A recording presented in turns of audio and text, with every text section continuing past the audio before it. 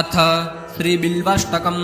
त्रिदलं त्रिगुणाकारं त्रिनेत्रं च त्रियायुधं त्रिजन्मपापसंहारम् एकबिल्वं शिवार्पणम् त्रिशाखैः बिल्वपत्रैश्च यच्छिद्रैः कोमलैः शुभैः शिवपूजां करिष्यामि एकबिल्वं शिवार्पणम् अखण्डबिल्वपत्रेण पूजिते नन्दिकेश्वरे शुध्यन्ति सर्वपापेभ्यो एकबिल्वं शिवार्पणम् शालिग्रामशिलामेकां विप्राणं जातु चार्पयेत् सोमयज्ञमहापुण्यम् एकबिल्वं शिवार्पणम् दन्तिकोटिसहस्राणि वाजपेयशतानि च कोटिकन्यामहादानम् एकबिल्वं शिवार्पणम् लक्ष्यास्तनुत उत्पन्नम् महादेवस्य च प्रियम् बिल्ववृक्षं प्रयच्छामि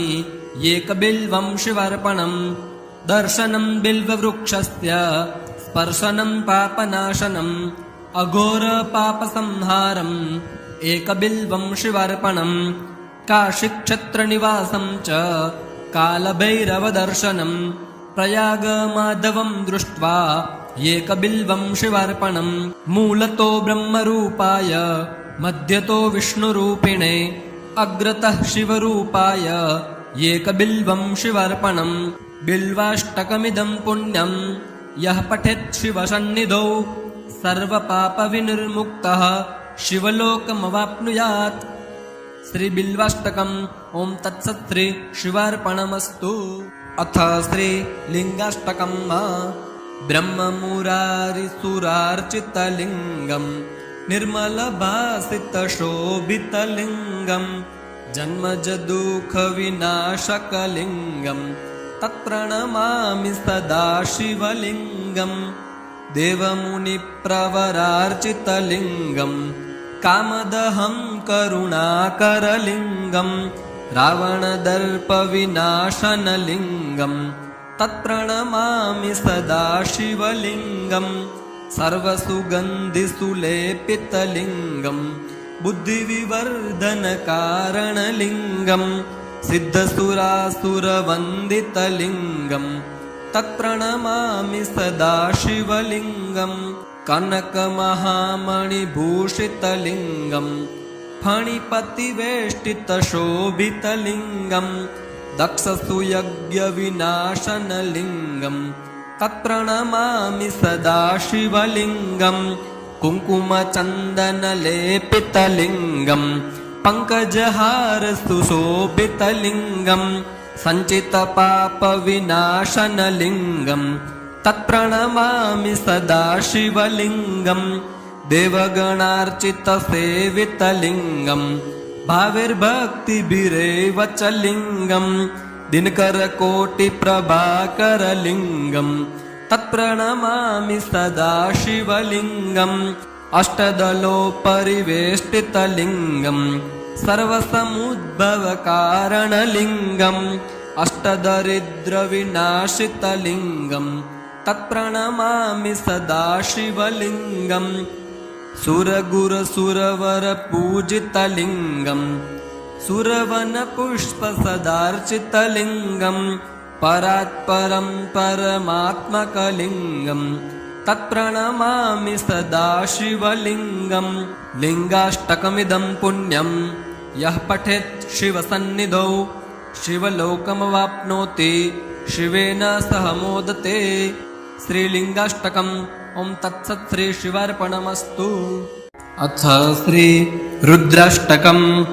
नमामि शमीशाननिर्वाणरूपं विभुं व्यापकं ब्रह्मवेदस्वरूपं निजं निर्गुणं निर्विकल्पं निरीहं चिदाकाशमाकाशवासं भजेऽहं निराकारमोङ्कारमूलं तुरीयं गिराज्ञानगोतीतमीशं गिरीशं करालं महाकालकालं कृपालं गुणागारसंसारपारं नतोऽहं तुषाराद्रिसङ्काशगौरं गभीरं मनोभूतकोटिप्रभाश्रीशरीरं स्फुरन्मौलिकल्लोलिनी चारुगङ्गा लसद्बालबालेन्दुकण्ठे भुजङ्गा चलत्कुण्डलं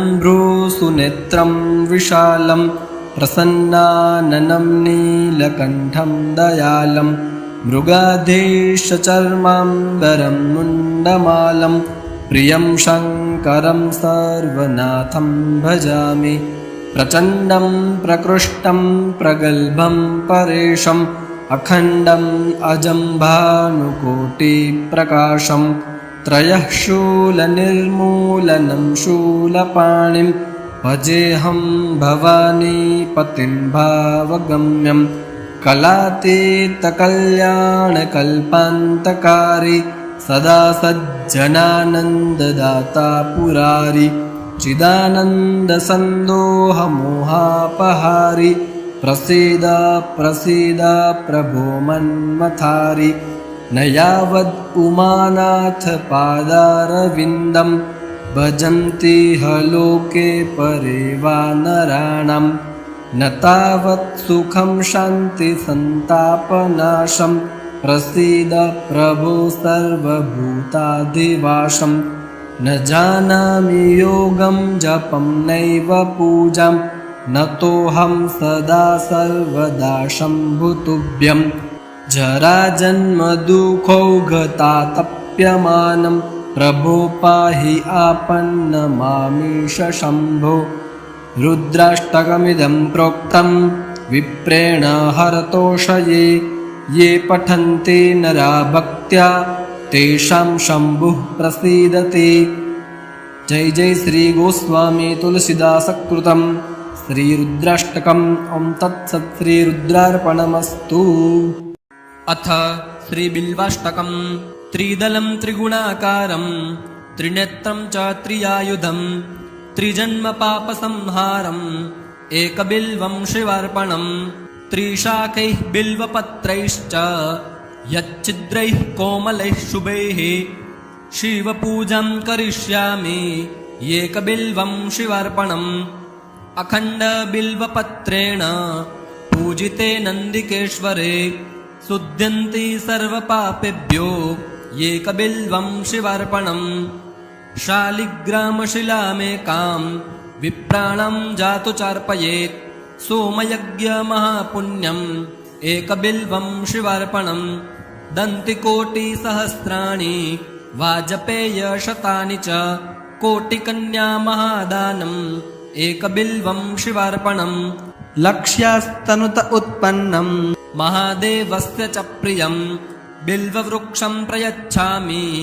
एकबिल्वं शिवार्पणम् दर्शनं बिल्ववृक्षस्य स्पर्शनं पापनाशनम् अघोरपापसंहारम् एकबिल्वं शिवार्पणम् काशीक्षेत्रनिवासं च कालभैरवदर्शनम् प्रयागमाधवं दृष्ट्वा एकबिल्वं शिवार्पणम् मूलतो ब्रह्मरूपाय मध्यतो विष्णुरूपिणे अग्रतः शिवरूपाय एकबिल्वं शिवार्पणम् बिल्वाष्टकमिदं पुण्यं यः पठेत् शिवसन्निधौ सर्वपापविनिर्मुक्तः शिवलोकमवाप्नुयात्। श्रीबिल्वाष्टकम्। ॐ तत्सत् श्री शिवार्पणमस्तु। अथ श्रीलिङ्गाष्टकम्। ब्रह्ममुरारिसुरार्चितलिङ्गं निर्मलभासितशोभितलिङ्गं जन्मजदुःखविनाशकलिङ्गं तत्प्रणमामि सदा शिवलिङ्गं देवमुनिप्रवरार्चितलिङ्गं कामदहं करुणाकरलिङ्गं रावणदर्पविनाशनलिङ्गं तत्प्रणमामि सदा शिवलिङ्गं सर्वसुगन्धिसुलेपितलिङ्गं बुद्धिविवर्धनकारणलिङ्गं सिद्धसुरासुरवन्दितलिङ्गं तत्प्रणमामि सदा शिवलिङ्गं कनकमहामणिभूषितलिङ्गं फणिपतिवेष्टितशोभितलिङ्गं दक्षसुयज्ञविनाशनलिङ्गं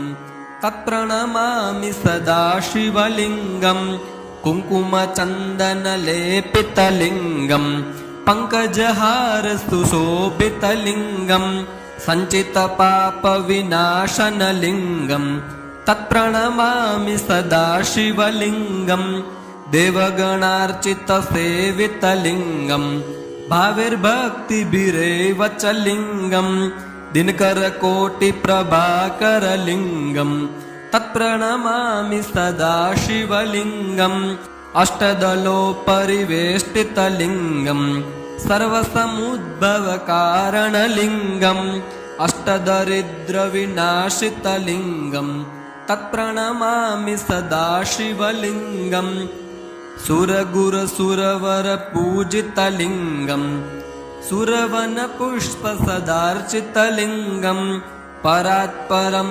परमात्मकलिङ्गम् तत्प्रणमामि सदा शिवलिङ्गम् लिङ्गाष्टकमिदं पुण्यं यः पठेत् शिवसन्निधौ शिवलोकमवाप्नोति शिवेन सह मोदते। श्रीलिङ्गाष्टकम् ॐ तत्सत् श्री शिवार्पणमस्तु। अथ श्री रुद्राष्टकम्। नमामि शमीशाननिर्वाणरूपं विभुं व्यापकं ब्रह्मवेदस्वरूपं निजं निर्गुणं निर्विकल्पं निरीहं चिदाकाशमाकाशवासं भजेऽहं निराकारमोङ्कारमूलं तुरीयं गिराज्ञानगोतीतमीशं गिरीशं करालं महाकालकालं कृपालं गुणागारसंसारपारं नतोऽहं तुषाराद्रिसङ्काशगौरं गभीरं मनोभूतकोटिप्रभाश्रीशरीरं स्फुरन्मौलिकल्लोलिनी चारुगङ्गा लसद्बालबालेन्दुकण्ठे भुजङ्गा चलत्कुण्डलं भ्रूसुनेत्रं विशालं प्रसन्नाननं नीलकण्ठं दयालं मृगाधीशचर्माम्बरं मुण्डमालं प्रियं शङ्करं सर्वनाथं भजामि प्रचण्डं प्रकृष्टं प्रगल्भं परेशम् अखण्डम् अजं भानुकोटिप्रकाशं त्रयः शूलनिर्मूलनं शूलपाणिं भजेऽहं भवानीपतिं भावगम्यं कलातीतकल्याणकल्पान्तकारी सदा सज्जनानन्ददाता पुरारी चिदानन्दसन्दोहमोहापहारी प्रसीद प्रसीद प्रभो मन्मथारि न यावद् उमानाथ पादारविन्दं भजन्ति ह लोके परे वा नराणां न तावत् सुखं शान्तिसन्तापनाशं प्रसीद प्रभो सर्वभूताधिवासं न जानामि योगं जपं नैव पूजां नतोऽहं सदा सर्वदा शम्भुतुभ्यं जराजन्मदुःखौघतातप्यमानं प्रभो पाहि आपन्नमामीश शम्भो। रुद्राष्टकमिदं प्रोक्तं विप्रेण हरतोषये ये पठन्ति नरा भक्त्या तेषां शम्भुः प्रसीदति। जय जय श्री गोस्वामी तुलसीदासकृतं श्रीरुद्राष्टकम्। ॐ तत्सत् श्रीरुद्रार्पणमस्तु।